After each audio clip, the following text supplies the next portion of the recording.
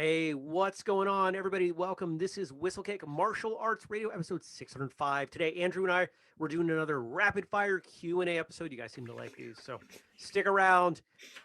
And in case you are listening, know that there is a video version of this episode. You can check us out. You can see our collective lack of hair over on YouTube or your podcast feed, whatever works for you. And in case you don't know me or my voice, I'm Jeremy Lesniak. I'm the primary host here on Martial Arts Radio, founder of Whistlekick, joined by my illustrious co-host Andrew Adams, good friend, great martial artist. Appreciate you being here today, bud. No problem. And It's always great to be here. it is. It's a good place to be, isn't it? We get to hang out and talk about martial arts. And why do we do this? Well, it's in support of Whistlekick, which is in support of traditional martial arts in general. And if you want to see what we do at Whistlekick beyond the show, because we do a lot of stuff, go to whistlekick.com. Check it out. It's our online home. This website gets this show. Ha! If this was audio only, I could edit this easier. This show gets its own website, whistlekickmartialartsradio.com. We bring you 2 episodes each and every week, all under the heading of connecting, educating, and entertaining the traditional martial artists of the world. Now, if you like what we do, if you want to support what we do, we've got a few things that you can do to help us out. You can make a purchase at whistlekick.com. Use the code podcast15. It's number 1. Number 2, you could check out our new program website, whistlekickprograms.com. The strength, speed, and fight conditioning programs that we've got, as well as the others that are in development right now, well, they get their own home now, whistlekickprograms.com. And for the first time ever announced, you can get discounted bundles of those programs. So check that out. And if spending money isn't the way that you're going to be able to help us out, which is totally cool, what can you do? Well, follow us on social media, leave a review for this or, this show, something somewhere, tell people about it, all that stuff. Help us spread the word about what we're doing. We have big goals. We're trying to save the world via martial arts, basically. That's what we're working on. And one other thing that you could do, you could support our Patreon, patreon.com/whistlekick for as little. You've been waiting on that. Oh, that's amazing. If you're listening, I'm not even going to tell you what Andrew did because it's too ridiculous to put into words. Patreon.com/whistlekick. I am. Is that going to happen every time I say it? No, but maybe, I don't know. We bring you a bunch of exclusive stuff behind the scenes. We tell you about upcoming guests, exclusive audio, video content, book drafts of the programs, coaching/training calls with me, if depending on the tier, lots of stuff that we throw at you. So consider supporting us and we'll give you more than you're giving us in value. That's the goal anyway. So Andrew, thanks for the best laugh I've had in days. You're very welcome. I've been planning that. I've been planning that for 2 whole weeks. I'm not surprised. That's fantastic. I really hope you guys are going to watch this. It's worth it just for that. We did this. My work here is done. It really sounds like this was some big gimmick to get people who listen only to watch. I wish we were that clever. Maybe that was your intent. That was not my intent. I didn't know about it literally until just now. Now I'm going to be on guard when I say it. What's he going to do? What else crazy is he going to do? Well, a little step behind the curtain. Ever since you caught me off guard by asking me to do the intro for the first time, which really threw me off guard and I got stumbled. If longtime listeners, if you've listened to all of them, you may remember that I was like, I don't remember how the intro go, the outro goes. And we're coming. This is episode 605. I mean, I've listened to them all. You would think I would know. Train hard, smile, and have a great day. And it's the one thing that hasn't changed. I know everything else. And ever since then, I'm like, I got to do something that gets Jeremy. So that was it, and you have to watch it to see. Amazing. It's great. Moving rapid on. Fire Q&A. Yeah, rapid fire Q&A. You've got some cues. These are all cues that have come from, with the exception of one, they've all come from listeners of the show. Okay, nice. Which is great. You're getting some of those from the Facebook group, right? The Martial Arts Radio behind the scenes. So if you're watching or listening, if you're not in that group, you should check it out. It's a closed group. We don't tolerate any BS in there. So unlike a lot of groups out there, there's no junk, there's no crud. It's conversation about the show, the guests, the topics. It's not even about martial arts in general. In fact, people can't post their own stuff. It's only for the handful of us that work on the show. We can post and then you can respond. That's how we keep that stuff down. So if you want to go deeper, if you like the show, it's a great place to spend a Absolutely. little bit of time. Yep, it's a great place, and a lot of great discussions happen there, including people sending me questions that they want you to try and answer. Right. Not try and answer. I mean, you're gonna answer them. I'm going to answer it. It might be a terrible answer, but I'm going to answer it regardless. Well, we're gonna find out. Are you ready for question number 1? I am ready. Bring it on. All right. So this question comes from Jared Wilson. Hey, Jared. Shout out, host of Martial Thoughts. Good Absolutely. friend, good guy. And his question is, if you could mythically get rid of firearms, what would be your everyday carry weapon and why? So for anybody who has read the novel that I wrote, The Katana Chronicles, Book 1, Faith, that Great was an book. important step. Now this, I'm assuming that Jared is asking this completely unrelated, but I'm gonna mention it because some of this is gonna sound like I'm just really quickly coming up with it, and I'm not being that fast with it. In that book, in order for the martial arts to come through, it was important to me that guns be far less common than they are today. And so I needed to work through a lot of things politically, socially, that would extract guns in a reasonable, realistic way. So I've spent a lot of time thinking about this. And when I think about what makes sense from a common usage, safety, and variability in lethality, which is important, right? If I'm going to use a weapon, I don't want it to be so like a firearm. If I shoot someone with a gun, it is big damage. It's, even if I shoot you in the foot, that's a big deal versus stepping on your foot or hitting your foot with a stick, right? So I think that that is important if I'm going to pick one thing. And that's why I come at it from like a hiking stick, a cane, some kind of staff, not something that's overly formal, something that people might look at and go, you're a weirdo. When you carry a cane, people tend to think of you as vulnerable. And that may invite more situations than it saves.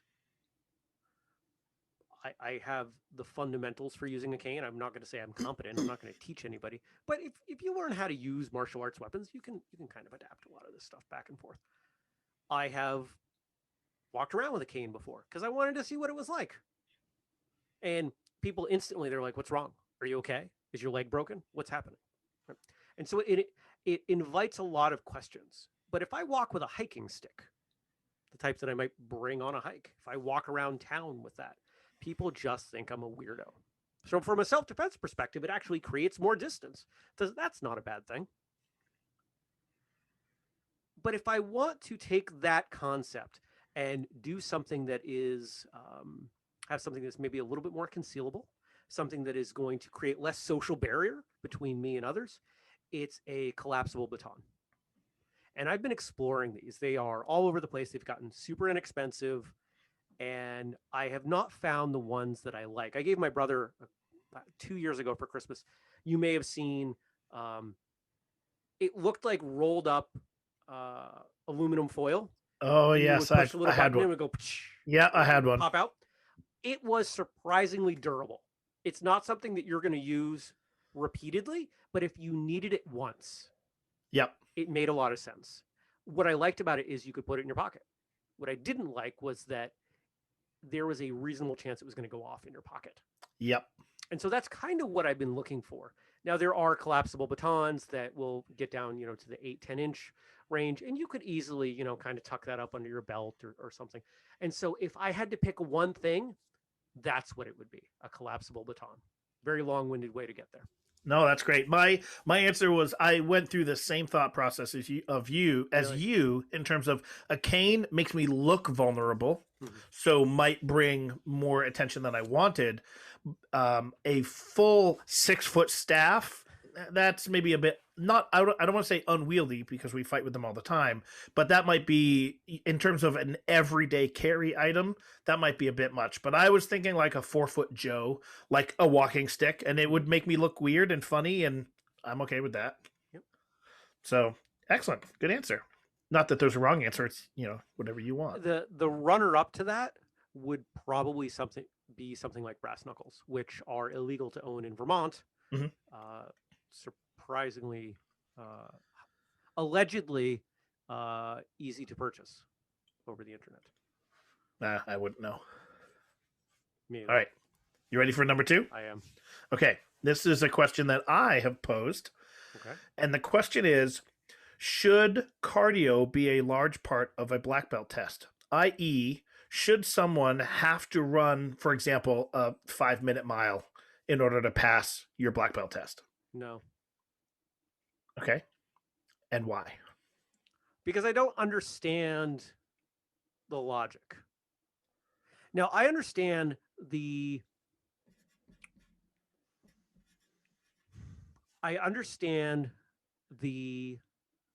requirement that one be able to move their body long enough to practice. I also understand challenging students in a black belt, some kind of rank test to see what they are capable of. But when you apply the hard standard of, say, something like you have to run a mile in X time, you have to do X push-ups in Y time, to me, that breaks one of the greatest things about martial arts, which is the ability to have progress recognized regardless of where you start. Mm-hmm. I have seen people test for black belt as young as, early teens and as old as 60s and 70s. Having the same standards for both is ridiculous. To take it further, I have seen individuals with special physical needs, wheelchairs, etc., and they have been competent, even wonderful martial artists with incredible skill. And so what do you do there? Well, they clearly can't do that, so we're not going to require it of them. So it's an arbitrarily applied standard. A standard should be applicable for everyone, not everyone except the people who can't do it, because that's silly to me. So if it can't apply to everyone, it should not apply. I think when we're talking about a black belt test, when we talk about cardio, I could see, let's say, the ability to spar at a level that is challenging your skill, right? So there's a subjective element for a period of time that demonstrates your capacity and capability in that context, and having some kind of I've heard schools call it like a pre-test. Show us that you can run a few miles. Let's say, show us that you can run 3 miles, or show us that you can run for 30 minutes, right? There's something that I think gets a lot closer to objective.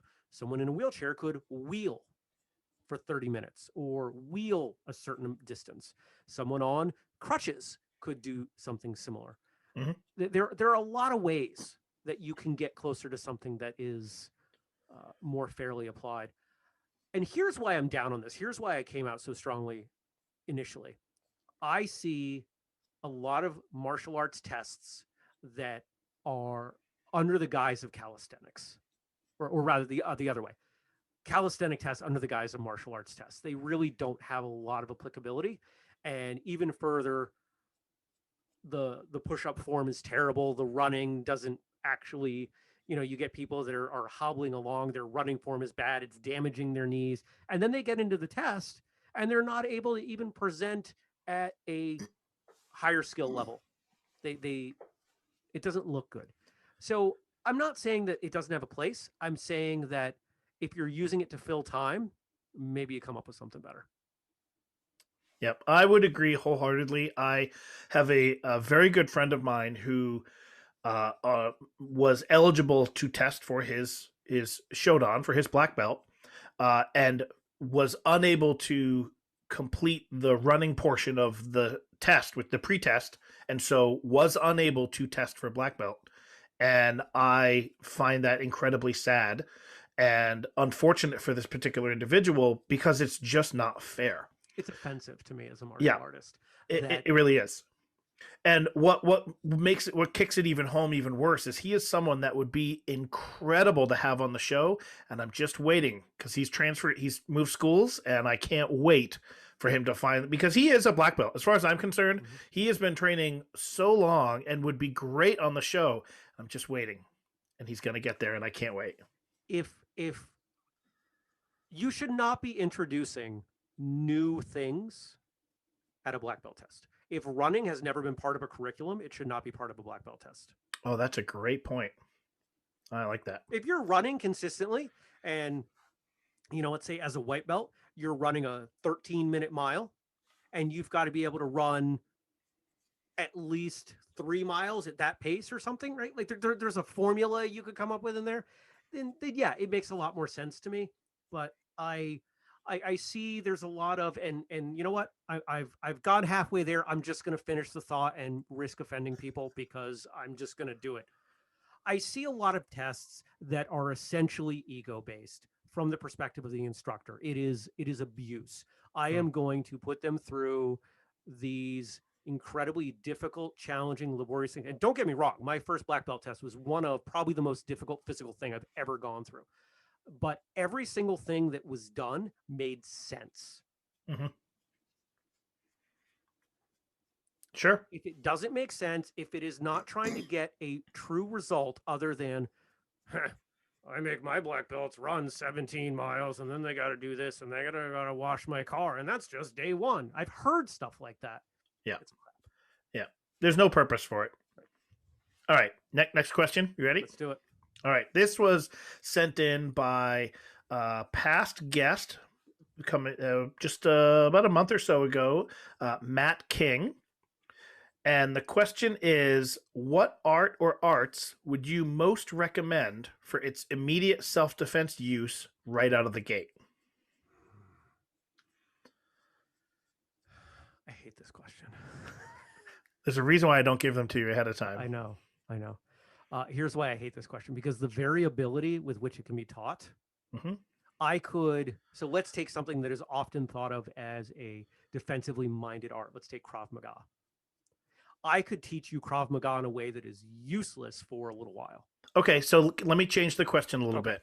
Instead of what art or what arts, what skills would you most recommend for their immediate self-defense use right out of the gate?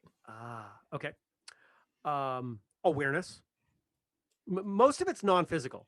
So 1 through 9 on the list, more or less, let's say is non-physical. It's awareness, it's de-escalation, it's communication, it's trusting your instincts. We've done a bunch of episodes on these various aspects. It's don't go to stupid places and do stupid things with stupid people, right? Like it's avoiding the problems before they come up. But then number 10 is avoidance. Ironically enough, based on the last question, running away. But you typically don't have to run 7 miles. Right, hopefully not. And then on the other side of that, it's how to palm heel people in the face, how to push, how to maintain balance, how to kick people in the shin, how to stomp on people's foot, how to kick in the groin. It's all really, really fundamental stuff that I am not aware of really any traditional martial arts school that I've been a part of teaches early on, because you need to have the context of when to use it to start training it, right? If you give a 5-year-old, hey, I'm going to teach you how to stomp on feet, kick shins, rake eyeballs, fish hook, fingers to the throat, and kick groins, parents are probably not going to be too impressed. So it's a balancing act. There's some cliche that's rattling around. I'm trying to pull out, the idea of skill without context or responsibility, something along those lines. Gotcha. Yeah, no, I think I would agree with what you're saying. 1 through 9, mostly non-physical stuff. Yeah. So art-wise, can we take all that and plug that back into the original question? I think there's so much variability in the way different schools teach that I'm unwilling to really pin that down on a certain art. Yep. I would agree. Makes sense. Okay. You ready for the next one? Let's do it. Okay. This was sent in by, and I'm going to apologize ahead of time if I mispronounce this name, so forgive me. Gianfranco Muresu. I hope I got that right. And his question is something that we feel strongly about, Jeremy, is the cross training in different styles. But at what point do you start branching out and looking at other martial arts after studying your principal one? When is it too soon? So I'm going to almost take the cop-out answer that I do often, which is it depends on your why. Why are you training? And if you work backwards from your why. So if my why is, let's play the hypothetical, I want to be an MMA fighter, I'm not going to stay doing, I'm going to make sure that I have trained in at least a grappling and a striking art prior to my first fight. It would be silly not to. Okay. If I want to be a open martial arts competitor and I want to compete in point sparring and forms and my school doesn't spar, then I would want to make sure that I'm getting some sparring training in somewhere before I compete. If the question is more general knowledge, skill, I want to develop as a martial artist, my why is that I want to continue to learn and understand and adapt. I'm going to say that as a generalized rule for most people, post first or second degree black belt is probably where it makes sense for most people. And here's where I get there through process of elimination. I think we could all agree that day one, you shouldn't be learning multiple martial arts. It becomes really hard. Martial arts is hard enough without having to convince your brain, hey, I've got to do it this way here and that way there. Now, the more different the arts, the easier that may be able to reconcile. Again, if you're doing some kind of grappling or wrestling or boxing versus, let's say, Kempo or karate, right? Like there's a time and a place where you could train both of those, and the demands on the body, the movement patterns are so different that the body's not going to be as likely to get confused. So not white belt, not yellow belt, not that, first year, second year sort of training. Middle belts, blue, green, purple, somewhere in that range. I think martial artists are just starting to get a handle on the basic material. And that if you have 5 hours a week to dedicate to training, the question is, are you going to be better off splitting that between two different arts? And I think for very, very few cases is that answer going to be yes. When you start talking about your more advanced ranks, brown, red belts, and again, if you're listening, if you're new, I'm using the rank, the color descriptions generalized. Hopefully you're following along with me. Those are the people who need cross training probably the least because they think they know everything. And this is where a lot of people drop out because they're not getting new material quite often. And going to another school, until you transition over into black belt, which, it's not a universal experience, but for so many of us, we earn our black belt and we get past that and go, oh, look at all this stuff I thought I knew that I didn't. That's where I think you have the humility to cross train. If you're just trying, now I've known people who don't do it in this way and it's worked for them. I've known people who should never cross train. So there's no one size fits all answer. Absolutely. But I think if you want a very simple formula, it is, am I going to get more from the amount of time I have to invest splitting it versus training in one thing? And unless the answer is yes, you shouldn't do it. And for most people in most situations, the answer is no, at least until you reach a higher level. Yep. I concur wholeheartedly.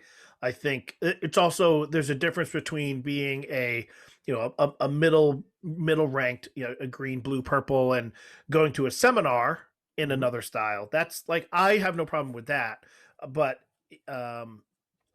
doing some serious training to learn a new style at that Yeah. rank can be really detrimental. I think Jesse Enkamp has a great analogy about, becoming a really good martial artist is like at the top of a mountain. Yeah. And at the base of the mountain is all the different styles, karate and kung fu and judo, jujitsu, all these other ones. And at the base of the mountain, the distance between all of those is very great. And it takes a long time to go around the mountain. But as you climb up the mountain, although those paths are a little bit closer, Yeah. and so it's a little bit easier to get to and understand the differences between. So yeah, for me, my answer would pretty much be the same. It would be, once you've reached a black belt in the system, you will have an easier time understanding the different philosophies and movements within a different style. Think about it like musically. You're the musician here out of the two of us. If you start teaching someone one style of drumming and then you ask them to learn another style of drumming with a different drum, Mhm. they're going to lose it. It's going to be really hard. Yep. But if they've been playing a while, they reach some competency, they have, whatever the drumming equivalent of a black belt is, you give them another drum, you say, okay, the differences here are A, B, and C. And they're going to go, okay, I get it. They get and it. they're Yep. going to be able to improve their original style through this new training. And their original training is going to help them move faster, further, more satisfyingly, better quality in the new style. Yep, because they'll have more tools in their toolbox. Yep. So if we go back to that original arbitrary line of 5-ish years black belt-ish rank, if you train in two different things day one for 5 years, or let's say 10 years, or you train in one thing for 5 years and then add a second thing at that 5-year mark, who's going to be further along? Yeah, absolutely. It's the person who waits and 5 years before they add the second thing. Yep. Yep, I agree. All right, last question. This is the funny one. So I said at the beginning that 4 questions were asked by listeners of the show, and the 5th question was asked by a non-listener of the show, and the question asker is my wife, Teresa. And her question is, how would martial artists do in a zombie apocalypse? You and I have talked about this a little bit. Yeah, but not on the show. Not on the show. Andrew and I have talked about, and at some point I actually want to do this. The thing that we talked about, the idea there is a thing that we are going to do at some point that I think would be a lot of fun, and I think people would really dig. That let's see if we can make time for that at some point in the near future. How would martial artists do in a zombie apocalypse? It depends dramatically on the style of zombies. I've had this conversation many times. The type of zombie is hugely important. Are we talking the 28 days later, super fast, aggressive? It's likely not that they're undead, but rather some crazy brain thing going on. Infection zombie? Or is it Zombieland, slow or not thinking so well? Or is it, Night of the Living Dead, and they're just, slowly marching? Mm-hmm. Ranged weapons become really important here. This is where your ability to use a sword, i.e. Michonne in The Walking Dead, or a bow, or heck, Kyoto. We just had a guest. Well, by the time this comes out, there will be a little bit more of a delay, but the ability to not be right there within biting and scratching range, I think, is pretty important. I don't think that most martial artists with their fighting skill are going to be well disposed to fighting zombies. I don't think most of our skills apply, because our whole shtick is that we're going to defend and initiate enough violence that eventually the aggressor will back down. In no iteration of zombies have I ever seen the zombie say, you know what, that's enough, I'm out. So you're always going to lose because they're always going to be able to bite you. Yep. Now, what about the other skills? The skills that we talked about in, what was that, question 2 or 3? Awareness, being able to move, avoid, balance. You know, you watch your typical horror movie, whether it's zombie or otherwise, people are falling all over the place when they run in high heels or even normal shoes for some silly reason. I think in that respect, martial artists are going to fare a little bit better. It comes down to a question of recurring theme of the show, ego. Are you willing to say, you know what? I'm not going out there to save that one person at the expense of these 40 people in here, or I'm not going to let my pride ruin me. And you know what? I'm sorry that my significant other is being eaten by a pack of zombies. I'm not going to go sacrifice myself to no end result, right? That sucks. It's horrible, but that is what I would see as being most relevant. Yep. My answer was that martial artists would think they were a lot more useful than they really would be. Yeah. But it does depend on the type of zombie for sure. And I think those martial artists who've done a lot of weapons training will do a little bit better, but the way they would be useful and helpful in a zombie apocalypse would have way more to do with their ability to train other people in the skills like awareness and the non-physical skills. That's where they will be more useful. Yeah. You know, and dealing with stress. Yes.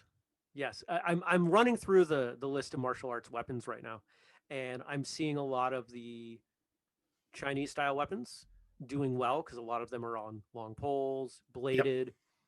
Yep. I'm seeing bow being useful in a certain capacity. If you have spent all of your time training Tonfa, I'm sorry, you're going to get eaten day one. Sai, interestingly, depending on how pointy they are, Sai actually become very useful, I think, in this case.